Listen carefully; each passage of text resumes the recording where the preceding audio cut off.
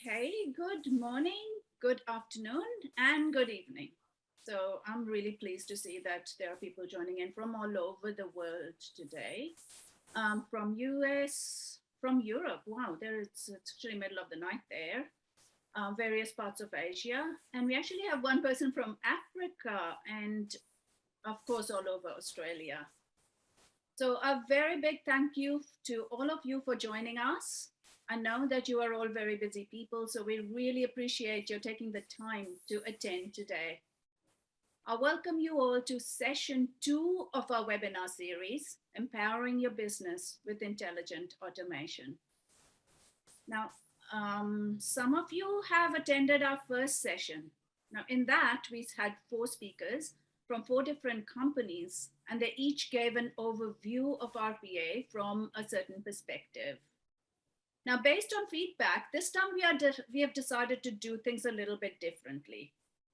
We are digging deeper into how a particular company embraces RPA.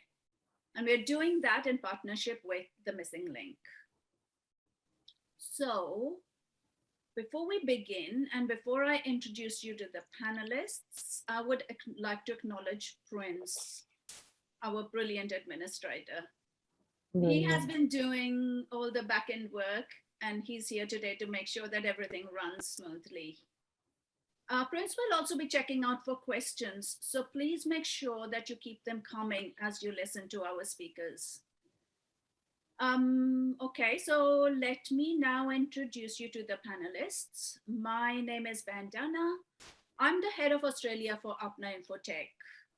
Now, Apna is an India-based software development company with offices in India, in US, and now in Australia.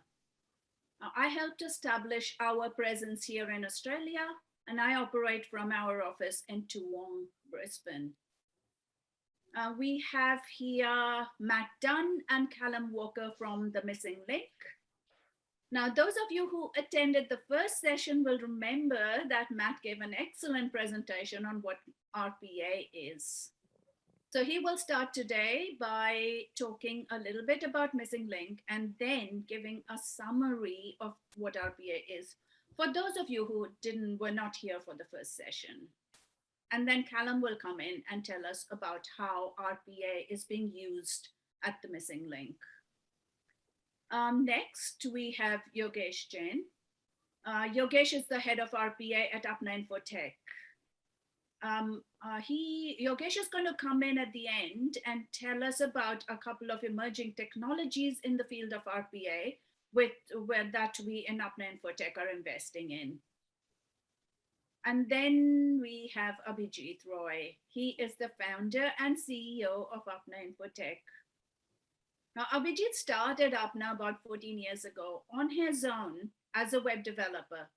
And in that time, he has grown it into a company of nearly 200 highly skilled technicians and acquired clients worldwide of the likes of United Nations, World Bank, DHL, Boston University, and many, many more. He also happens to be my little brother. And somehow, in spite of that, we managed to work fairly well together. So I will now hand over to Abhijit to tell us a little bit more about Apna Infotech. Abhijit. Thanks a lot, Bandana. Can we move over to the next slide? Hello, everyone. I thank you all for being here today. I'm extremely pleased to introduce Apna Infotech, where our core strength is our focus on building organization culture as we travel the journey of building a great company. This is further certified by our recent victory at the Great Place to Work certification, where we scored a whopping 88% in our very first attempt. Further to the culture, we focus on what we call as the commando approach, where we invest our energy in intensive training, driving passion, and service excellence. This results in our commando teams delivering much more efficiency than the typical software armies sent in by most of our competitors. We are a traditional custom software development company working in a few different technologies with the However, with the advent of emerging technologies in the automation space, we have started investing heavily into developing expertise in automation services such as RPA, low code, and QA automation, etc., which is what brings us here today. Yogesh from our team will touch upon some of these later in the session today. Whereas most of our business has been in the US and India, over the last year, we have been actively building our base in Australia. This and our focus on automation brought us in close contact with the missing link. And here we are collaborating to bring this webinar to all of you. With that, I would like to hand over to Matt, who will talk more about the missing link and RPA. Over to you, Matt. Thanks very much, Abhijit. I'm just going to share my screen here, so that let me know when you can see that. Yes. All right. So thanks, Bandana, also for the kind introduction, and Abhijit for setting this up. So as was mentioned, this is the second in a series. So we'll start with a quick recap of the first session for those of you who weren't there. The first session was an introduction to what intelligent automation is. So the missing link provides intelligent automation services to clients all the way from defining your strategy to implementation of the technology. And I head up the automation practice here. Now, in IT generally, we've had automation for a long time, and it's a really broad term. So what we'll be talking about today is the current intelligent automation technology, what it can do, and how it's used to address the challenges of today's organization. So I'll talk about the technology. And the main course is Callum, our head of service delivery at the Missing Link, where he'll talk about how we've used it to address some of our own challenges and what we've learned along the way to the end goal, which is to become more productive. And there are a few different terms for the current technology. You may have heard of robotic process automation, RPA, digital workers, or simply the bots. Now, they all refer primarily to intelligent automation as a group term. The technology is often framed as potentially being a threat or a little bit negative, something that could steal jobs. In our data, we don't actually see that. So automation is something that companies are looking to make them more productive and more innovative. Companies tend not to be thinking of replacing human roles with digital workers, but more to make people in those roles more productive and more innovative and adding more value to drive the business forward. So it would be ideal if systems were all designed to easily send and receive information from each other. But this isn't always the case. So we find ourselves manually bridging that gap between systems, creating backlogs and sometimes causing errors. And the bridge that we build becomes reliant on a person being there to help the information across. Nobody meant to go into finance to copy and paste. Nobody meant to go into marketing to manually keep client databases up to date. And nobody got into scientific research to drag files between folders. So if you or your teams find yourself moving data around manually, there's a good chance that you could eliminate this manual work with intelligent automation.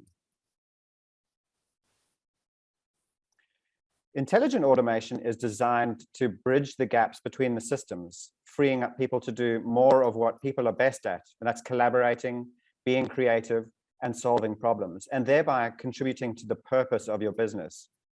A digital strategy, by definition, is a plan of action designed to achieve business goals via the implementation of digital initiatives, of which I'd say intelligent automation can be a core part of. So what if the person transferring data from a spreadsheet to a CRM system could be spending time with customers or developing new products or services with their colleagues? They'd be more directly contributing to the goals of their business. MuleSoft, they're an integration company. They did a survey in 2020 of 800 IT leaders. And they found that the average organization has 900 applications, and only 28% of those on average are currently integrated. That's a lot of gaps that need to be bridged and a lot of human time spent copying and pasting or messing around in spreadsheets to achieve this. I find that in order to make the concept less abstract, it sometimes helps to equate RPA to a traditional employee. So the software is the equivalent of a worker that has capacity, but at this point, no skills. So what our team and what ARPNA's team does is they develop workflows in the software to follow a set of steps in a process, which is the equivalent of giving this digital worker some skills. And lastly, we set it to run either with a trigger, such as an email, or on a schedule. So as an example, we've got back order reports that are updated by our bots at 1 a.m. every morning. As far as what an RPA bot can do, it can log into applications, can move files, it can get from and update information in databases. It can scrape web data, which is probably what RPA is most famous for, in that's where the technology originally came from, was web scraping. It's evolved a lot since then, so it now is able to connect to APIs, so directly to cloud software applications. We use APIs whenever they're available, and we use the user interface as a secondary option. RPA also can get information out of documents, including PDFs. It can open emails, send emails, and it can also read the attachments from those emails, and also process data using prescribed logic or complex calculations, as well as receive input from humans using, for example, email approvals or Teams messages or other chatbot interfaces. Now, you might be thinking each of these skills in isolation is pretty unimpressive, but using different combinations of them, they can do the task that McKinsey estimates account for 30% of any corporate employee's job, whether you're the CEO or the receptionist. I quite like the term swivel chair for this type of automation, likening it to have to switch between screens to get a process done. Hopefully that's all making sense, and we will have time for questions at the end. But as far as the deployment of the technology goes, you may have heard of traditional automation, and a lot of IT specialists will be more familiar with the type of automation that is done with scripting in Python or other code-based languages. The difference between them and what we're talking about here today is primarily speed from idea to live automation. It's up to 10 times faster than developers writing code, because a lot of the work is simply drag and drop functions that we can drag into a workflow. Abhijit mentioned earlier low code. It's another term for a part of what intelligent automation is about. So because it sits alongside your systems, it is non-intrusive. So it doesn't require modifications to your systems in order to automate them, as traditional automation often does. SAP, also known as send another payment, is famous for being customized to the extent that it makes it very difficult to move away from an application, because it needs to be customized in order to make it more convenient to use. And because it's a visual interface, it's a lot easier to understand than traditional code. And that's important because it's therefore a lot easier to modify if required by different developers. So you've got continuity of your automation setup. And because of the above, the business case is strong. And when applied to automating the right process, our experience shows ROI of up to 6 times the investment in the program. So that was a quick intro to what it is and what it can do, a recap from last time. Any questions you have, please send them in the Q&A and we'll address them as time permits at the end. But next, as I mentioned, the main course is a real life view of what this technology can do. I'd like to introduce my colleague, Callum Walker. Thanks a lot, Matt. Can everyone see my screen? Yes. Excellent. Thanks, Matt. And yeah, first I just wanted to start with a little bit about us. So the Missing Link is a technology company. We're based in Sydney.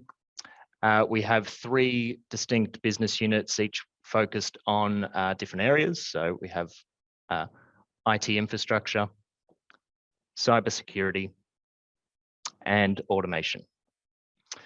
And we have about 150 staff, and we're growing very quickly. And in 2021, we've already onboarded over 50 new starters to the business. And at the Missing Link, we expect that new starters have everything they need to do their job on day one. It's important for us that we make a good first impression and ensure that all new starters have access to the systems and resources that they need. It's also critical that they don't have access to resources that they're not authorized to use. And similarly, for leavers, access to company resources or physical office locations must be terminated at the end of their last day. We also need their data to be archived so that it can be accessed by their manager if needed. And compliance is an important factor here as well. So we are ISO 27001 certified to ensure that we have the right controls to secure our clients and our own data. And we also use the ITIL v4 IT service management framework. Okay, the challenge with onboarding or offboarding users is there are many steps that need to be completed. There are multiple systems, each with different interfaces and access methods, but there's also many variables depending on the division, the department, or team, and each role within those teams have different group memberships, teams, permissions, and apps. And the onboarding process has grown over time. So 20 plus years of additions and changes made it a very complex sequence of manual steps. Also, tight deadlines and conflicting priorities led to distraction, process fatigue, and manual error. So pre-automation, an average user onboarding took around 2 hours, and an average offboarding took around 30 minutes. And most offboardings were the last task an engineer would complete on a Friday. So there was always a risk that important security tasks could be missed or forgotten. And it also meant that that engineer couldn't join in with the rest of the team in the office for Friday drinks. So our solution comprises of automated workflows for the user onboarding and offboarding processes. Both automations are triggered by a form that's completed by the relevant manager. And once the inputs have been collected, the automation is scheduled to run 7 days out from a user's start date for onboarding, and at the end of the day for an offboarding. And once the automation is complete, a ticket is assigned to our service desk and they perform a manual quality check and some additional manual tasks. And I guess it's a good point that automating 100% of a process is often an unrealistic expectation, as most multi-step processes need some level of human judgment.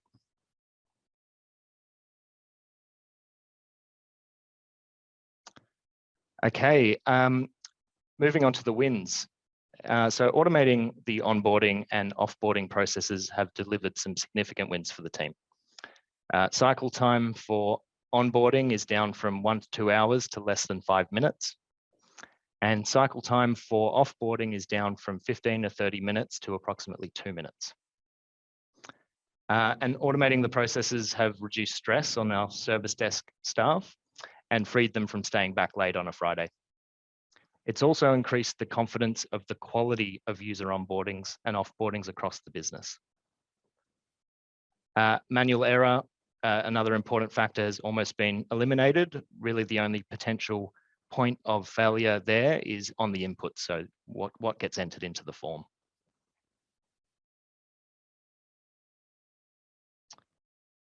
And we did learn some lessons along the way. So when you have clear documentation, it's much easier to evaluate a process and its suitability for automation. And if you're going to automate a manual process, it's always best to make sure it's streamlined before you start to avoid any delays in discovery or development. And important to consider that some applications take longer than others. So RPA's value is the ability to work with legacy apps, but they do take longer to automate.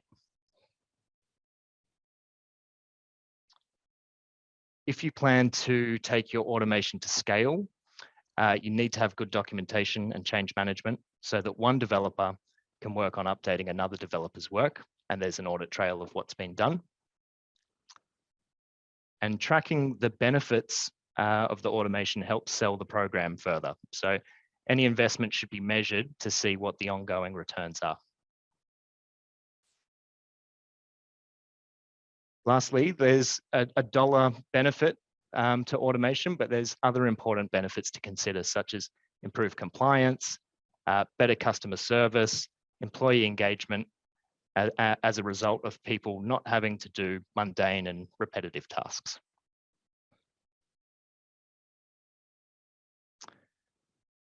So it's not just the onboarding and offboarding that we have automated at the Missing Link. And we're tracking the time saved by these automations. So some of our great time savers have been the automation of cybersecurity threat monitoring, updating customer orders with delivery dates from our supplier portals, marketing data updates, and employee performance review administration.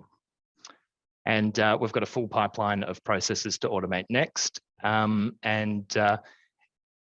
If you are interested in evaluation or development of automation, you can find out more from our website or get in touch with us. And I think moving on to questions, Bandana. We have a question from Rashik.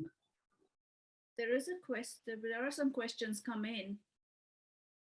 I just wanted to ask a little bit about your technology, because before you didn't touch on what technology you used. Sure. Before we go on to the questions, can you just talk a little bit about what technology you use, Callum? Absolutely. So it's a real mix, but the backbone of these automations is UiPath, and UiPath is where the automation is orchestrated. But UiPath is interacting with a lot of different applications. Mainly Microsoft services via either the Graph API or using Power Automate.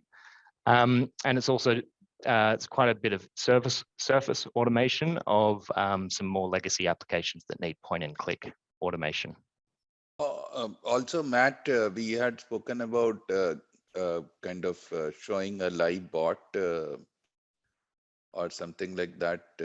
Did you manage to prepare? Yeah, sure. So I do find that the concept is a little abstract until you see one in action. So we're talking about surface automation now. So it's a little something we prepared earlier. So our robot at the Missing Link is called Bruce, and we added a new skill to Bruce's capabilities. So what I'm going to show you here is Bruce acting as an automated travel agent, whereby he'll be provided with can you see? He'll be provided with the traveler's name, some travel dates, an origin, and a destination. Are you seeing that on your screens? Great. Yes. So what Bruce will do is he'll receive the user's travel details. He'll search for flight, driving, and hotel options. And thereafter, he'll move on to populating the itinerary into an Excel template. And he would then email that itinerary to the user. So the user then ideally plans to use the info to plan a trip. Now, what he'll work out is how much would it cost if you were to drive? So how many kilometers? And in order to do that, he's got to find the petrol price of that day. So he's going to get all that information, populate it in an Excel sheet. And here is what Bruce looks like in action. So what you've got on the right-hand side there is a virtual desktop. So there is no human touching this desktop. And when I click go, Bruce will have received the information via an email. Stand by.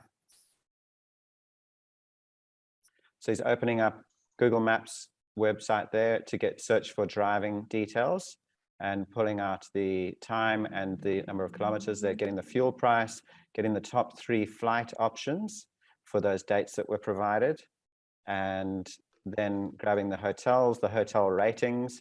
And I know this will be very small on your screen, but there are numbers updating in the template spreadsheet there. And lastly, that would be sent back to the user in an email in a nice clean format for them to plan their holidays with. So hopefully that helps to make it a little bit less abstract and more practical. Now, in a production version of this, we would also use some APIs, so you wouldn't see as much stuff going on the screen. But frankly, that's going to be a little bit less interesting for you to look at in a webinar. So this is the I guess on-screen version of it. Thanks, Matt. Thanks, Matt. Thanks. That That's helps. so interesting. So we have some questions come in. Ajay, Rashik has got some questions. Friends, can you unmute Rashik so he can join us and ask questions? That would be great. Sure, give me a minute. That's okay, Rashik. Hi, good morning, everyone. Good morning. Thank you for joining us. Yeah, it's a pleasure to be here. Okay, so my first question is it possible to measure ROI? I think Matt or Callum mentioned that you're already measuring the ROI. So what are the best practices and how can we actually do this? Yeah, we absolutely do. So we would normally find out all the way from, because different companies measure ROI differently. And so they may have different strategic objectives. So in some cases, it may be cost avoidance. So for some of our clients, it's been about not incurring government fines. That would be one, by being able to be compliant by a certain date. And then the obvious one, which probably gets the most headlines as far as the business case goes, is the hours saved multiplied by the salaries of the people that were doing that. Now, for more advanced ROI calculations, we work out what would those people have been doing otherwise? Because I mentioned earlier, marketing people updating a marketing database versus selling and marketing a product, there's a much higher value to those hours. But if you're a CFO, generally the easier to measure component of that will be hours times salary. And then there are the extended benefits, and this again would be up to the client as to whether they include them or not. But Callum mentioned the 5 o'clock beers with the team. Now, it might seem it was an unintended consequence that we got to see a couple of our other colleagues, but there was higher turnover when people no one likes to be working at 5 o'clock on a Friday. But when they're able to join the team, you get higher engagement and you get a higher retention as a result. So you've got cost savings from recruitment costs that you don't have to incur. So there are some, you can extend the ROI calculations beyond just the time saved. But on average, we find that our projects in terms of time saved are between 2.5 to 6 times ROI. And that's annualized over 3 years, and that with a payback period of within 12 months most often. Does that help, Rashik? Yeah, definitely. Thank you so much. Sure. I have another question regarding cybersecurity. Callum mentioned that you were automating the processes in cybersecurity. Have you been using AI and machine learning as well in the automating process? How does this complement RPA? So we do use AI and machine learning in some of our workflows, but not in our cybersecurity ones at this stage. So that's simply threat monitoring. So it's being able to get those critical vulnerability reports, and it plugs directly into the API of those websites and reports on what the vulnerabilities currently are. So it's very much replicating the human process as opposed to adding new intelligence to it. But for down the track, absolutely, when a human can provide feedback on how critical and give a score to a vulnerability, then you're able to add more value in that it can process large amounts and only highlight for the human the ones that they need to care about. So absolutely, there are applications for it. We haven't got there yet. Yeah, thank you so much. Sure. There is a question from Harry Buckle, and he wants to know what are the main use cases for RPA you see for clients? It tends to start in finance, and in invoice processing. I guess it's where a lot of resources are typically used in a company. It's anything that is associated with shared services tends to be where the use cases are. So shared services in IT, finance, HR. Those are probably the 3 areas where we see the most volumes. But yeah, it tends to start with finance. In our experience, it may be different for other companies, but it's finance, There are a couple of reasons for that. One of which is finance and the CFOs tend to be good at writing business cases, and therefore they are able to make the case for their own change. Whereas HR is not necessarily used to writing business cases for solutions. So finance are very numbers driven, and this has got very clear benefits. So that it tends to start in finance. You have to include IT as far as like they need to be across the program very early in the game. And once IT is across the technology, the use cases tend to spill into IT because of there are a lot of those type of shared service type tasks, like user onboarding and offboarding, that lend themselves nicely to robotic process automation.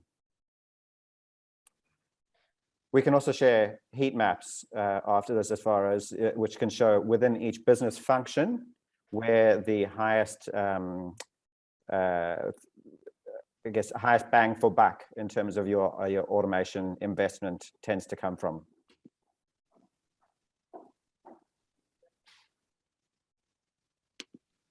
We have a couple of questions, but maybe we can email them so that we can move on to Yogesh and talk about the emerging technologies. We're getting close to towards the end. We have a follow-up question from Harry, if we can just tackle that. He says, thank you. In terms of finance, then, do you come into issues with physical processes when introducing RPA? Yep, it's very unusual that we're able to automate an end-to-end process in the way that it's currently being done. So we always lead in with a process expert. So we've got process experts in our team that will review, first of all, what is the right way to do a process? Because there's what's down in the manual, and there's how humans are doing it. Humans, the great variables, huh?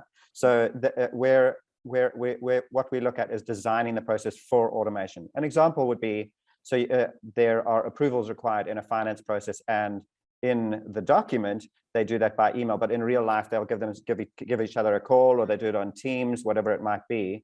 So what we need to do is address what is the current process, and how do we take that into account when we're designing the automation to make it as convenient as possible. So a lot of our automations include Microsoft Teams, so that it's very convenient for the users to be able to provide their input, and to not have to rely on the manual or potentially even paper-based, believe it or not, in this day and age, paper-based rubber stamping type of parts of a process. And if I had $1 for every time I saw a paper approval basis, it would be a strange way to make money, but I'd have a few dollars. All right, thanks very much, Matt and Callum. Over to you, Yogesh. Great, thanks, Vandana. I mean, when people are talking about RPA, it always sounds like music to my ears. So thanks. All right, Prince, can you share your screen? Yep. Can you move to the next slide? All right. So let me, Matt, Callum, Vandana, everybody talked about RPA. Let me also add my flavor to this webinar. Today I'll be talking about, as Vandana mentioned in the beginning, I'll be talking about two emerging platforms, the technologies within the RPA space. Everyone knows RPA, and even Matt summarized it very beautifully. So I'm not gonna repeat what RPA is. You all are familiar about what RPA is. So I'm directly jumping into the emerging platform, into the RPA space. And one such platform is Power Platform. It's backed by Microsoft. You might have already heard about it. Some of you might have already worked also on different component within this Power Platform. But why it's, Power Platform? Because it's giving powerful end-to-end capabilities to the citizens users, to the citizen developers, to the citizens QAs, right? Some of you would say it's not an RPA, which is also true. In a sense, it's actually beyond RPA. One of the component of Power Platform is providing RPA capabilities. The other components, the overall Power Platform comprises 4 components. The Power Automate desktop version is what is doing the RPA and providing the RPA capabilities. The other component, like Power BI, it's a business analytics tool. It helps in unifying the data from various sources, do the ETL function, So Power BI have their inbuilt, uh, which is called Power Query Editor, which is an ETL tool where you can extract the data, where you can transform the data, and where you can load the data, right? And finally, a lot of visualization are there within that Power BI desktop component of Power BI. Lot of visualization are there, lot of dex functions are there, which helps the business teams, which helps the leadership team in making informed decision. uh, the second component is Power Apps. It's a low code development solutions, the application which helps the citizens users to develop apps as per their ease.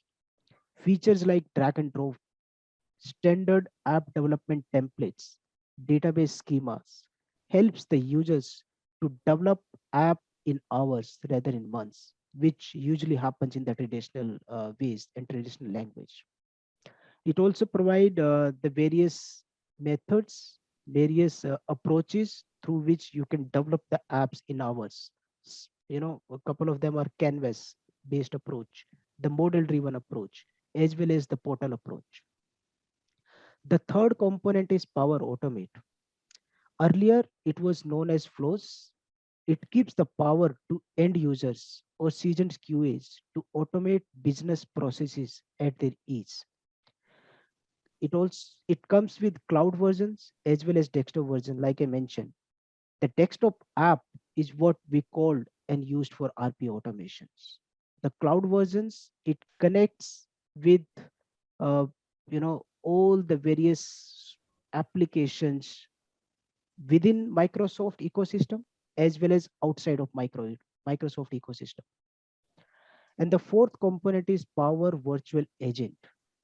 It's an intelligent way to create chatbot so that the business can operate 24 into 7 mode. Also, to answer queries to your customers. The underlying core services on which all these four component runs are the Dataverse, or you can also call CDS, Common Data Services. That's the component, that's the core service uh, to do the data storage, helps in data storage. It enables people to store their data in a scalable and secure environmental dynamically. The second core service on which all four component works is the connectors, the data connectors. The data connector helps in interact with the data from other system and services where the data is not stored within Dataverse, stored somewhere else. That's where the data connector come into picture. There are approximately 300 plus connectors already available within this Microsoft ecosystem, this platform, Power Platform. And Microsoft team is adding more and more day by day. You can create the advantage also is you can create your own custom connectors also using the existing APIs within this ecosystem. The third service is AI Builder to make the business and application smarter. You know, uh, I mean, we have lots and lots of data these days. The company produce data, the organization produce data, the application produce data. So that's where AI helps, in building that capability, uh, in making informed decisions. Can you move to the next slide, Prince? Let me, Callum talked about one of the case study where the onboarding. Yogesh, I'm sorry to interrupt, but we should skip the case study because we are running short of time. We have only 4 minutes left. So if you could just touch upon electronic in a couple of minutes. Sure. All right.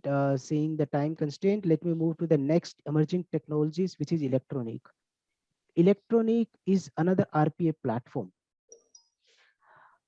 So it's an RPA platform, like I said, just like UiPath, but the target customer base here is the mid market and the SMEs.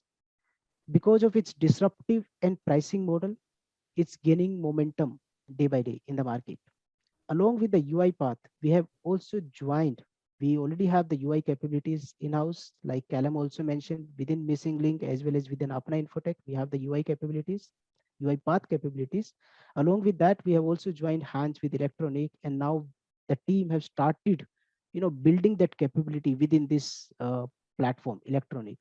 It also comes with the component with Studio Pro component, which is a tool which allows the users to seamlessly build RPA bots at zero cost. So Electronic, like I said, like I mentioned in the beginning, because of its disruptive pricing model, they would be just charging for the Studio Pro ID and not for the orchestrator or for running those bots. Once you have the bot in place, you can continue to run even the license is expired. Uh, so far we have found this tool very impressive, easy to use. Its workflow builder, process recorder, drag and drop features makes it stand out from the other RPA platform out there in the market.